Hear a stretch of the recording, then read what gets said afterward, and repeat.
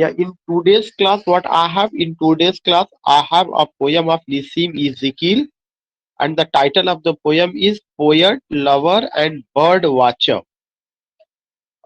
So you will get what I already sent you PDF file in WhatsApp group, and you will come to know about what the critical analysis of the poem. So sharing with you PDF file.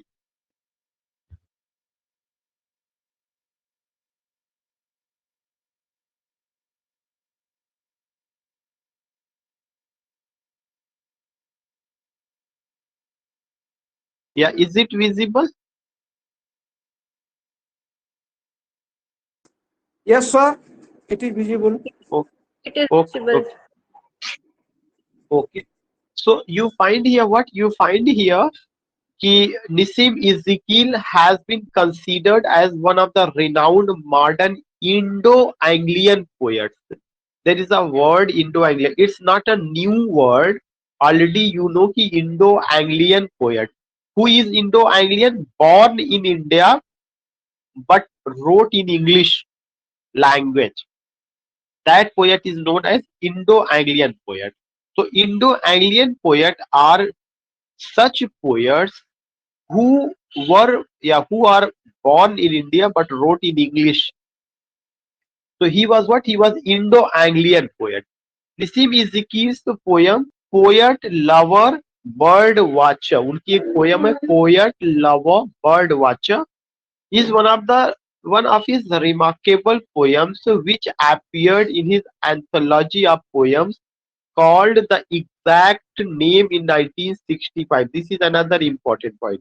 The exact name in 1965. The exact name in 1965. So you see here what you see it ki the exact name in 1965. It's what? It's a very remarkable collection of the poem, yeah, anthology of Nissim Ezekiel, and in this anthology, which poem came in this anthology? You find Poet Lover Bird Watcher came. Next point you have to remember, Nissim Ezekiel has compared the art of poetic creation to the courting of a woman by her lover and also to bird watching. It's a very significant point of this poem कि इस poem में निसीम इज़िकील compare करते, किसका compare? The art of poetic creation. तो जो title है वो आपको यहाँ पे समझ में आएगा कि what is the art of poetic creation. जो आर्ट ऑफ पोएटिक क्रिएशन है इसका उन्होंने किससे तुलना की है? To the courting of a woman by her lover. कैसे जो है जो लवर है वह कैसे करता है courting of a woman. How the lover appeals to her to his beloved. The courting of a woman by her lover या the wooing of a lover with his beloved. तो उन्होंने क्या किया? उन्होंने तुलना किया किसका? आर्ट ऑफ पोएटिक क्रिएशन का, कि जो आर्ट ऑफ पोएटिक क्रिएशन है, जो कला है पोइट्री लिखने का, उसकी तुलना वो किससे करते हैं? Courting of a woman by her lover. कि कैसे एक लवर अपनी बिलव्ड को जो है कू करता है, WOO, या यू कैन से कि how does he love. And also to bird watching, या उसकी तुलना किससे करता? बर्ड वाचिंग से करता. This is why you find the title की पोएट. पोएट का मतलब कि पोएट जो art of poetic creation. Who is a poet? One who has the art of poetic creation. जिसके अंदर पोएटिक क्रिएशन का आर्ट है वही पोएट है. तो उस पोएट की तुलना किससे की गई है? लवर से की गई. कौन से लवर से की गई? वह लवर जो अपनी बिलव्ड को क्या करता है? कोर्टिंग करता है. दूसरा चीज उसकी तुलना किससे की गई? बर्ड वॉचर से की गई है. तो बर्ड वॉचिंग भी जो है क्या है? इट्स अ पॉइंट कि बर्ड वॉचिंग ये भी एक तरह का हैबिट है कि if you want to prey a bird, PREY, not prayer, not prey something की prayer, but prey here it's a verb, शिकार करना. तो जो वो बर्ड वॉचिंग है आपको कितना कंसेंट्रेट होना पड़ता है. कुल मिला के उन्होंने ये कहा कि जो आर्ट ऑफ पोएटिक क्रिएटिविटी है या जो आर्ट ऑफ पोएटिक क्रिएशन है उसमें आपको काफी कंसेंट्रेट करना होता है, उतना ही मन लगाना पड़ता है जितना कि जो है लवर एक तरह से कोर्टिंग ऑफ वुमेन करता है अपना, या बर्ड वाचिंग का कॉन्सेप्ट होता है. In the poem Poet Lover Bird Watcher, Nissim Ezekiel has emphasized the quality of patience. ये एक बहुत इंपॉर्टेंट पॉइंट है.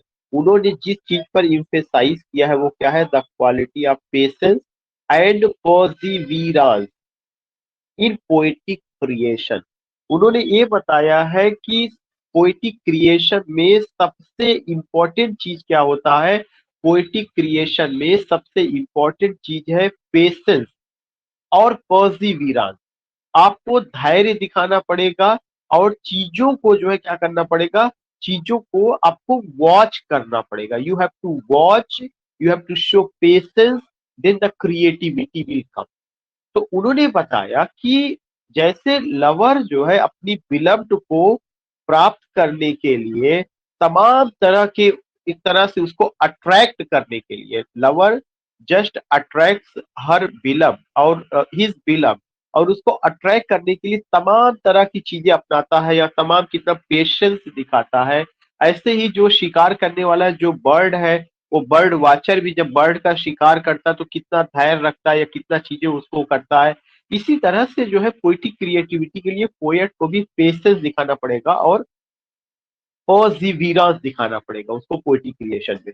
सो it is very clear that the theme of poet lover and bird watcher is the importance of patience. उसका theme क्या है? Is the importance of patience and perseverance in poetic creation as well as in the courting of a woman and bird watching. जैसे patience हमें दिखाना पड़ता है courting of a woman में और बर्ड वाचिंग में, वैसा ही पेशेंस हमें यहाँ दिखाना पड़ता है. Poet lover and bird watcher. So you find that कि the theme of the poem is what? The theme of the poem is poet lover and bird watcher. इसका जो थीम है वो क्या है? पेशेंस है. इसका जो थीम है क्या? परसिवियरेंस है. किसमें है? पोएटिक क्रिएशन में. और किस तरह का पेशेंस? किस तरह का? उसकी जो तुलना की जा रही है as the courting of a woman and bird watching. I think you got it.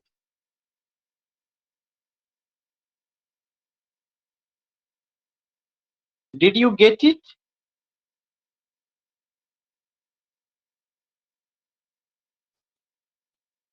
Yeah Yes, you are audible to me, sir.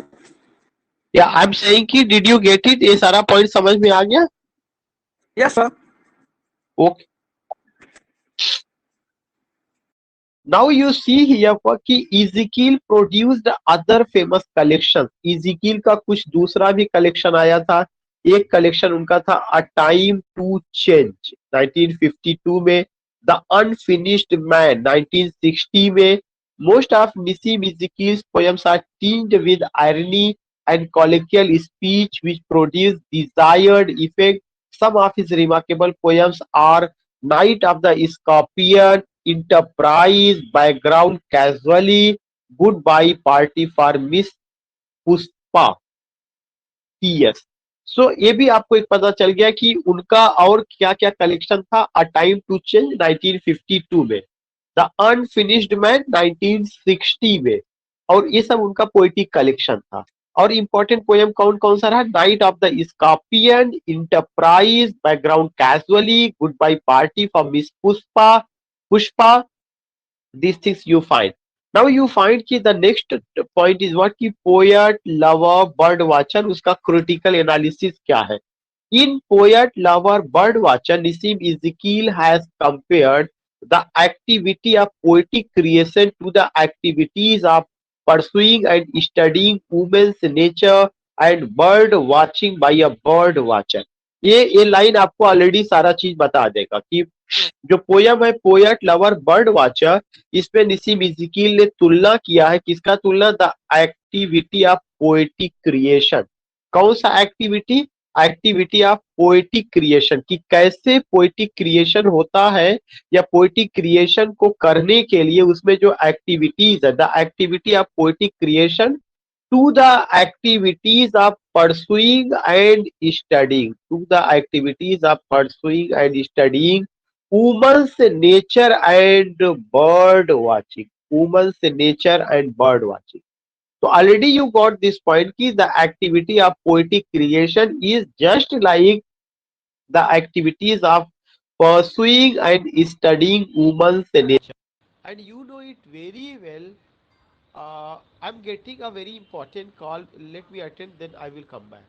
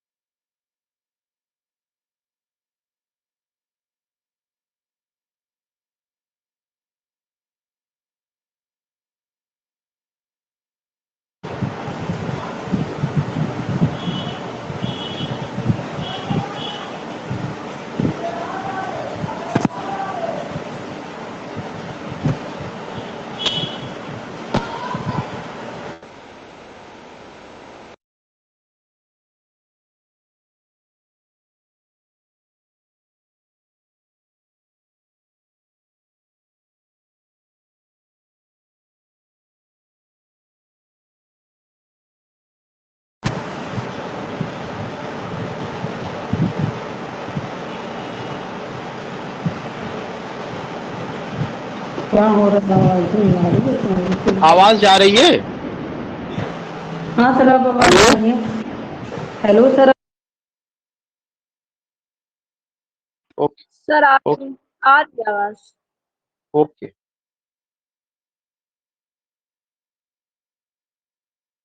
So here you find what? Here you find ki in poet Lava Birdwatcher, Nissim Ezekiel has compared the activity of poetic creation to the activities of pursuing and studying woman's nature and bird watching by a bird watcher. The poet wants to suggest that the feeling of fulfillment and illumination can be obtained through patience and perseverance of one's goal. This is a very significant point.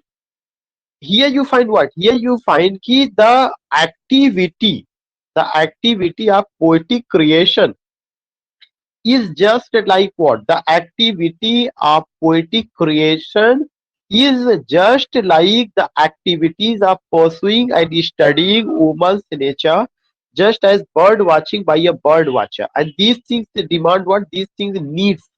These things ask what? These things ask patience. These things ask perseverance. अगर एक अच्छा poetic creation आपके अंदर चाहते हैं तो उसके लिए आपको अपने अंदर दो दो क्वालिटी डेवलप करनी है. पहला क्वालिटी क्या है? धैर्य, पेशेंस को डेवलप करना है. दूसरा क्वालिटी क्या है? परसीवियरेंस को आपको डेवलप करना है. Observation, close studying, watching, vigilant, you have to be careful, you have to be careful. So the poet wants to suggest that the feeling of fulfillment and illumination can be obtained through patience and perseverance of one's goal. So this is it's a very significant word. यहाँ तक का पूरा उसका एक तरह से essence of the poem है कि पोएट लावा बर्ड वाचर क्यों टाइटल रखा गया, पोएट इसमें क्या बताना चाहता, क्या चाहता है. पोएट क्या बता रहा है? पोएट यही बता रहा है कि if you want to develop the activity of poetic creation के लिए आपको you have to what? You have to just produce या you have to show patience, you have to show perseverance. This activity is just like the activity of studying a woman's nature by a lover, or just bird watching by a bird watcher. तो उन्होंने कहा कि the poet wants to suggest, poet ये बताना चाहता है that the feeling of fulfilment, अगर आप किसी चीज में फुलफिलमेंट चाहते, पूरा होते हुए देखना चाहते हैं, एंड इल्यूमिनेशन, और उसके प्रति अगर आप आकर्षण देखना चाहते हैं, कैन बी ऑब्टेन, तो उसको केवल दो तरीके से प्राप्त किया जा सकता है, पेशेंस एंड पर्सिवियरेंस.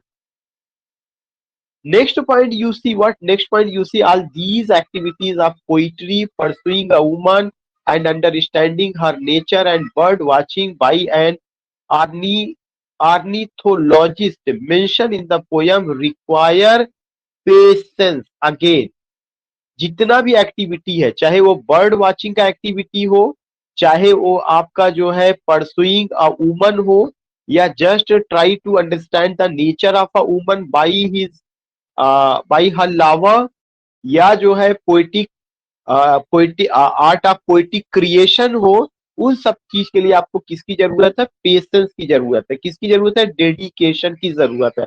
किसकी जरूरत है? पर्सिवियरेंस की जरूरत है. Which test the metal of a poet, a lover and a bird watcher. ये तीनों क्वालिटी किसमें होना चाहिए? पोएट में होना चाहिए, लवर में होना चाहिए, bird watcher.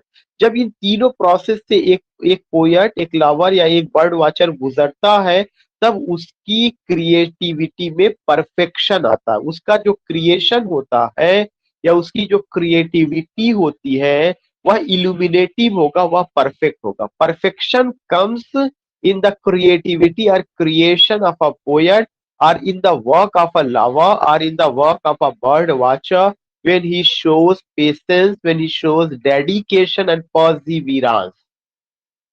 The poet has described the methods and techniques employed by a poet, a lover and a bird watcher. उन्होंने क्या किया? टेक्निक्स को भी लेकर के बात किया. किसकी टेक्निक्स को? पोएट की टेक्निक्स को, लवर की टेक्निक्स को, और बर्ड वाटर की. और उन सब में सिमिलरिटी उन्होंने दिखाने की कोशिश की है.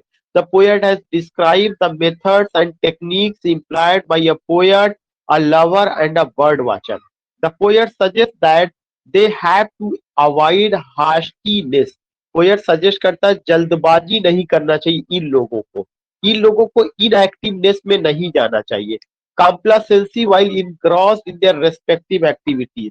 और जब ये अपने कामों में तल्लीन हो तो पूरे मन के साथ, पूरी आत्मा के साथ, पूरे हृदय के साथ उस काम को करें. उनमें किसी भी तरह का हास्टीनेस नहीं होना चाहिए, इनएक्टिवनेस नहीं होना चाहिए, और क्या नहीं होना चाहिए? एंड कॉम्प्लेसेंसी नहीं होना चाहिए. So these things you find कि ये चीजें. तो आपको बिल्कुल कॉमन सी बात उन्होंने बताया कि जो आर्ट ऑफ पोएटिक क्रिएटिविटी है, यह एक तरह का क्राफ्ट है, यह एक तरह का टैलेंट है, और ये सब में नहीं हो सकता है. और ये जो है, इसको करने के लिए आपको क्या होना चाहिए? पेशेंस होना चाहिए, डेडिकेशन होना चाहिए, पर्सिवियरेंस होना चाहिए. And art of poetic creativity of a poet is just like just as a uh, lover just pursues a woman to understand her nature, yet to attract her beloved, and reads the nature of a woman. In yeah, just as a bird watcher watches the activities of a bird, वही same चीज होता है उन सब में जो है. तो हास्टीनेस नहीं दिखाना, जल्दबाजी नहीं करना है, निष्क्रिय नहीं होना है, कॉम्प्लासेंसी नहीं होना है कि बहुत ज्यादा और चीजों में जटिल हो जाए. एक चीज को टारगेट लेके चलना है. और जब इंग्रॉस्ड होइए अपने वर्क में, तो एकदम से फुली इंग्रॉस्ड होइए उसमें.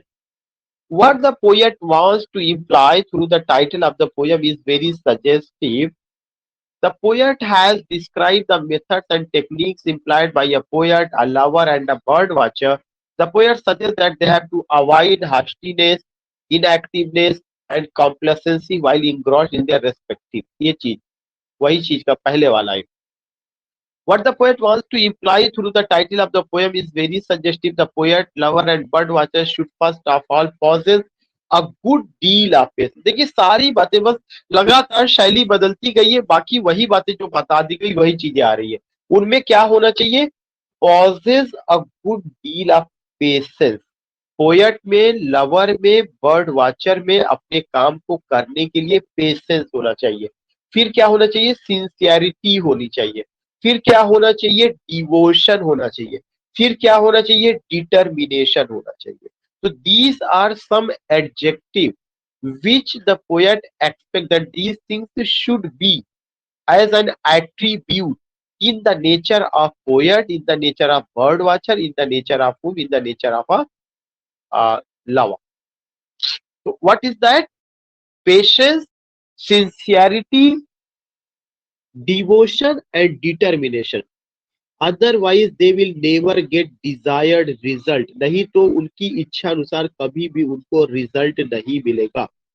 And effect in their respective fields, और जिस तरह के जो है काम की या जिस तरह के जो है रिजल्ट की उम्मीद वे अपने काम से करते हैं वे कभी नहीं प्राप्त होगी। कब नहीं प्राप्त होगी? If they don't show these thing. What are these thing? Patience, sincerity, devotion and determination. Secondly, through the poet, secondly, though the poet is describing the activities of three different professions, poet तीन अलग अलग different का activities को describe करता है। The readers can find that the three images in the title gradually melt into one as the poem progresses. जैसे जैसे poem progress करता है ये तीनों activities मिल करके एक हो जाती है। The poet in the very first stanza says, पहली stanza में कहता है, to force the pace and never to be still is not the way of those who study birds or women. The best poets wait for words. बहुत अच्छी line है। The best poet waits for words. ये line पूछी जा सकती है। जो सबसे अच्छा पोएट है, जो सबसे बेस्ट पोएट है, वह किसका इंतजार करता है? वह शब्दों का इंतजार करता है। The best poets wait for words, कि जो अच्छे पोएट है वे इंतजार करते हैं कि उनकी कलम से अच्छे शब्द निकले, और अच्छे शब्द निकालने के लिए उनको किसकी जरूरत पड़ती है? अच्छे शब्दों को निकालने के लिए they need what? They need patience, sincerity, devotion and determination, या patience and perseverance, this thing. और यह एक्टिविटी किसकी है? यह एक्टिविटी आपका जो है, जो लोग बर्ड की स्टडी करते हैं उनकी, और जो लोग वुमन की स्टडी करते हैं। जो बर्ड की स्टडी करेगा वो बर्ड वॉचर है, और जो वुमन की स्टडी कर रहा है उसके नेचर का, वह उसका लवर। तो ये तीनों क्वालिटीज तीनों में होना चाहिए, whether that is a poet, whether that is a bird watcher, whether that is a आपका जो है lover. A posture of stillness is required and is essential for the poet. करें कि एक तरह से पोएट के लिए एक और चीज जरूरी है, वह क्या है? स्टिलनेस। पोएट को बहुत शांत होना चाहिए। स्टिलनेस, काम। पोएट को अपने काम करते समय बहुत ज्यादा शांत होना चाहिए। A posture of stillness is required and is essential for the poet, the lover and the bird watcher. Poet के लिए, लवर के लिए, बर्ड वॉचर के लिए एक पॉइंट उन्होंने क्या बताया? स्टिलनेस होना चाहिए। उसका नेचर सौम्य स्वभाव का होना चाहिए। In the pursuit of their goal, अपने गोल को पूरा करते समय। Similarly the lover needs to spend some, इसी तरह से जो लवर है उनको भी जरूरी है कि जब अपने समय को खर्च करे, to win the confidence of the woman he loves. ऐसी ही टैलेंट दिखाना चाहिए किसको? जो है एक लवर को, जब वह अपने जो है बिलव्ड की नेचर को या उसके कॉन्फिडेंस को जीतना चाहता है, तो उसको भी स्टिलनेस होना चाहिए, बहुत सौम्य स्वभाव का होना चाहिए। सिंसियर लव नीड्स पेशेंस, करें जो सिंसियर लव होता है उसको जो है किसकी जरूरत होती है? पेशेंस की जरूरत होती है, to bloom to its fullest. जो सिंसियर लव है उसको जो है पेशेंस की जरूरत है कि वह जब परवान चढ़े या जब वो उरूज पर आए, जब क्लाइमैक्स पे आए, तो उसके लिए उस स्टेट पे ले जाने के लिए भी किसकी जरूरत होती है? स्टिलनेस की जरूरत होती है। In the same way, the bird watcher also has to go deep into the forest in pursuit of birds. कर ऐसे ही कला किसके अंदर होना चाहिए? बर्ड वॉचर में होना चाहिए। जब पोएट जो है, जब बर्ड वॉचर जो है जाता है जंगल में और बर्ड को परसू करने के लिए, या उसका शिकार करने के लिए, उसको कैप्चर करने के लिए, in order to capture the loveliest and attractive movements of the timid wings, तो वह क्या करता है? वह देखता है कि जो उसके कमजोर पंख है, टिमिड विंग्स का मतलब जो बर्ड के कमजोर पंख है, वे कैसे उससे मूव कर रही है। और of the rare and lovely birds, और वह वहां पे उन लवली बर्ड्स को देखता है।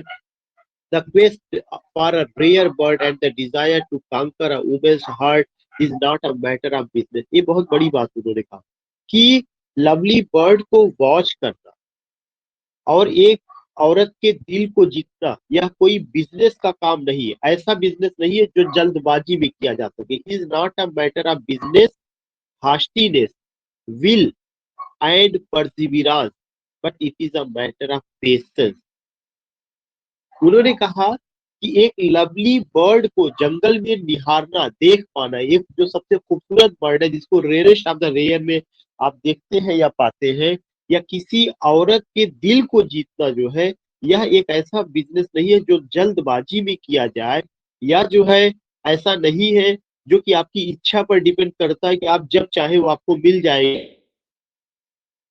और धर्मिता की जरूरत नहीं है, बल्कि उसके लिए पेशेंस की जरूरत है। एक पॉइंट आपको ये नोट करना है। दूसरा चीज उन्होंने कहा कि जो सिंसियर लव होता है, जो लव जो है या जो प्रेम जो है होती है, उसको खिलने के लिए या उसको परवान पर आने के लिए, चढ़ने के लिए वहां पर भी पेशेंस की जरूरत होती है। ये दो उपमा उन्होंने दिया हुआ है। तीसरा पॉइंट है कि one of the important aspect of Nissim Ezekiel, एक जो और इम्पोर्टेंट एस्पेक्ट है इस पोयम का, poet lover bird watcher, is that he is primarily a poet statement. वह कैसे पोएट है? वह पोएट स्टेटमेंट है, वो अपनी बात को रखते हैं बहुत clear. The modern poets, specially the imagist poets, जो मॉडर्न पोएट्स है विशेष करके जो इमेजिस्ट पोएट्स है, लाइक एजरा पाउंड की तरह से उन्होंने अपनी बात रखी। William Carlos William, Ford Madox Ford detested the poetry of statement. यहाँ पे अगर आप देखेंगे, उनका कहना है कि जो इमेजिस्ट पोएट है, वे जो है वे डिटेस्ट करते थे किससे? द पोइट्री ऑफ स्टेटमेंट से।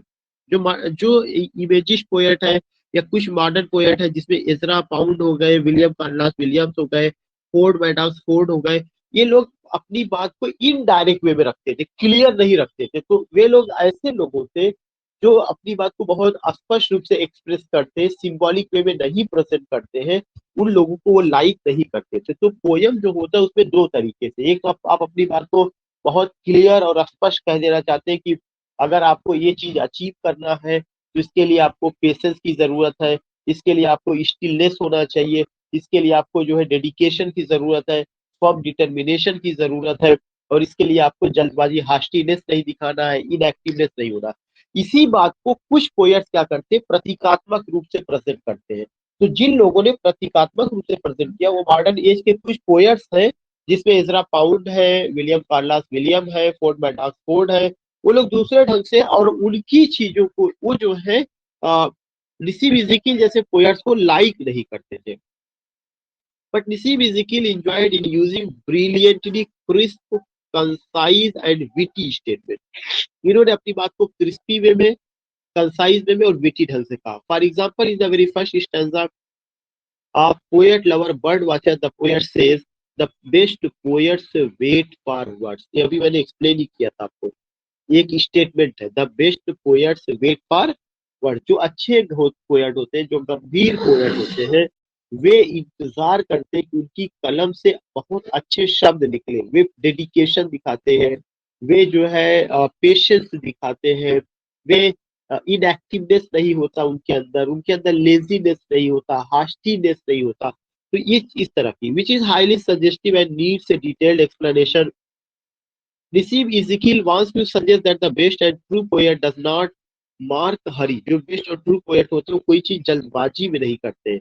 In composing his poems, still he gets inspired by some fantastic idea and finds appropriate words. और वह जब तक appropriate word नहीं आ जाता तब तक अपनी कलम नहीं चलाते हैं। The poet says the hunt is not an exercise of will, but patience, love relaxing on a hill. बहुत अच्छी लाइन है। उन्होंने कहा कि ये भी लाइन आपको ध्यान में रखना है कि ये सब उन्हीं की, best poets wait for words, एक वो, और ये भी line, the hunt is not.